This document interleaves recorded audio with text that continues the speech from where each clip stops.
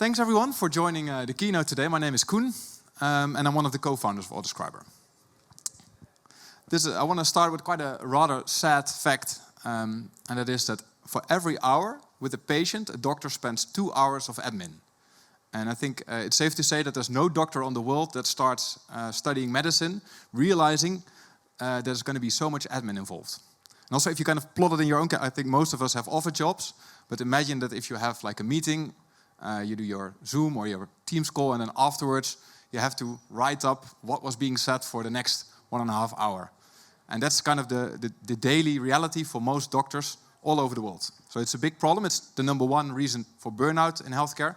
It's also one of the main reasons for shortages of staff. And with, I don't know actually what's the word in English, vergrijzing in Dutch, the increasing elderly population. It's also kind of a big societal problem. And despite that huge effort that doctors put in, still, according to research, 85% of the information that the patient just shared is lost. And that's mostly because doctors, they write free text notes, so they don't fill out all these fields that are designed within the EHR, but they just write down a short summary, and that misses a lot of the vital information, and it's not structured, so it cannot be used for further processing within a hospital or by other kind of colleagues. So the ideal, and especially in countries like the Netherlands, this is kind of becoming increasingly also an obligation. You have to kind of put information in a structured way in the system. And although it's an obligation, most hospitals, according to research, still suffer to do it. So in practice, only 5% of the fields are filled out, where 100% should be filled out. But structured data capture would look like this. So as a doctor, you would go to a field, you clicked, okay, there was a symptom mentioned. There was a symptom like a headache. They have to click on which site. So this is really a painful process and extremely time consuming. So there's a good reason why doctors don't do it. So that brings me to our solution, which we co-developed with one of the leading academic hospitals of the Netherlands. We've worked for the last 4.5 years collecting data, training the AI to become better. And yeah, like I said in the very beginning, it's now at a point that it's nearly perfect in summarizing consultations. So we transcribe the conversation, which gives the doctor the transcript and a completely automated summary, which is not just the notes that he or she would write himself, but really the structure that is in there captured, so the dosage of a medication and all those kind of codings that also need to be added for billing, etc. So it works by, they can use our mobile app or they can use our standalone application in the browser. We also have an API, so if they work with an electronic health record, which is kind of advanced, they can plug in our API, so they can directly have it within their EHR. And they can start directly when the patient enters the recording, after consent of the patient, or they can still do a dictation afterwards, and both will result in this automated structured summary. Yeah, the benefits are kind of obvious. It's also, I guess, one of the reasons why so far most clients come to us. We have not really had to reach out to hospitals. Hospitals are really keen to try this kind of technology out. So time saving is the #1, but also an increase in data quality, an improved patient outcome. So there's a lot of patients that get a little bit annoyed that sometimes certain doctors don't even look them in the eyes and are more busy typing than actually listening. And especially if you have better data quality, the promise, that's not where we are now, but the promise is that you would also have better decision support and use all kinds of AI tools to also assist the doctor in making a better diagnosis. And last but not least, I guess it's the #1 reasons why hospitals come to us, and that is the job satisfaction of doctors. It's a massive problem in the Netherlands among doctors. Like there's people leaving their job because of all the admin overhead. So when we started 4 years ago, this was still kind of exotic, and I think a lot changed since ChatGPT was released. So this is now very common, almost so to say. So the expectation is that the market will grow towards a $60 billion market in the coming years. So what sets us apart? A lot of the existing providers, they do speech to text. They don't really do natural language understanding. So it's more like a short transcript that you would have in the system. We have like very deep natural language understanding. So every characteristic of a symptom is understood and put in structured data. So if you talk about a headache and it's terrible and it's on a certain site, we actually figure out what is the medical coding for a terrible headache, and we automatically fill out the pain score and all those kind of structured data elements. It's clinically validated, so we work very closely with research, hospitals in the Netherlands, and now we are reaching out to South African hospitals and German hospitals and Belgian hospitals to set up the same kind of rigorous clinical validation.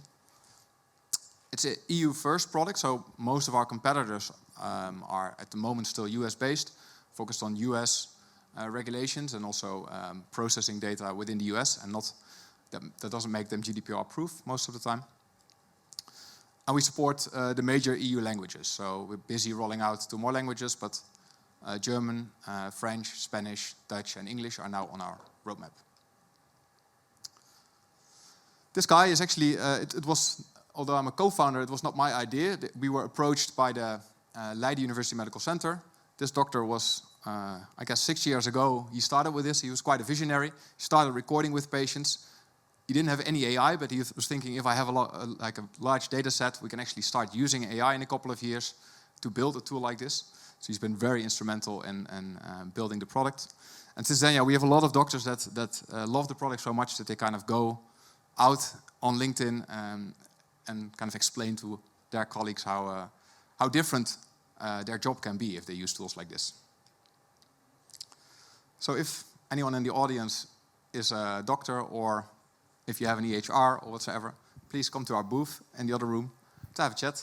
Thanks for your attention. Thank you. Again, quick and succinct. Do we have questions for Koen?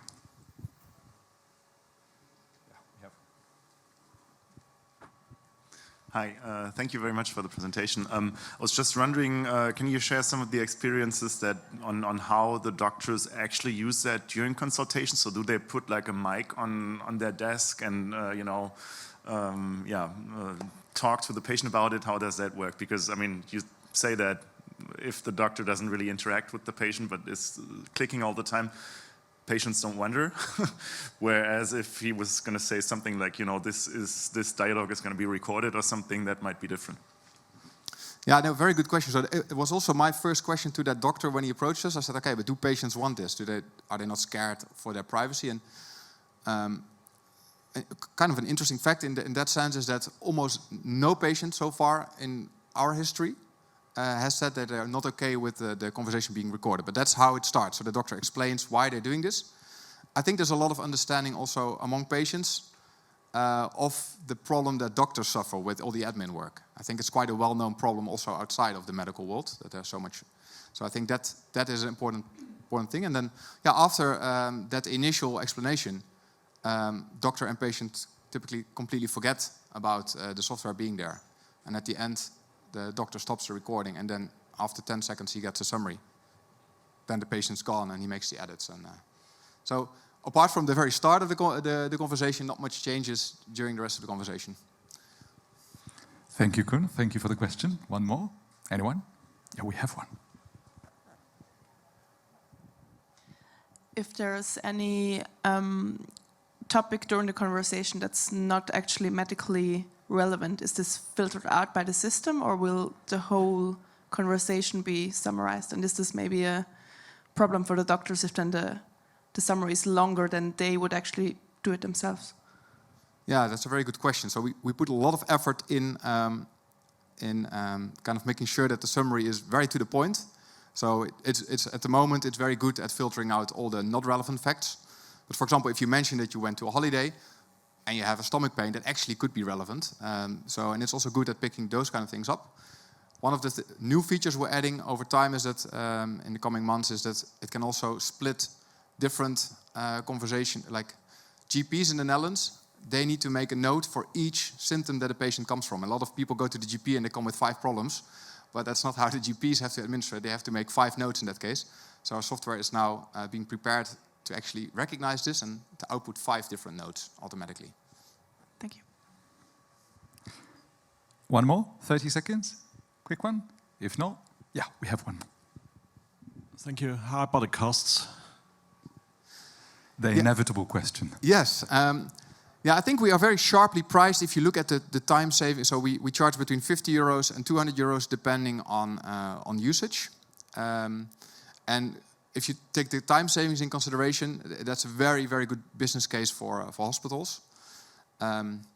It is still relatively highly priced. If you compare it to an electronic health record, 200 euros a month is a very steep price. That's basically also because it's quite expensive to run this software. So we use a lot of graphical processing units for speech to text, for summarizing. So it's quite an expensive product, and also, yeah, I think we're kind of averagely priced in the market.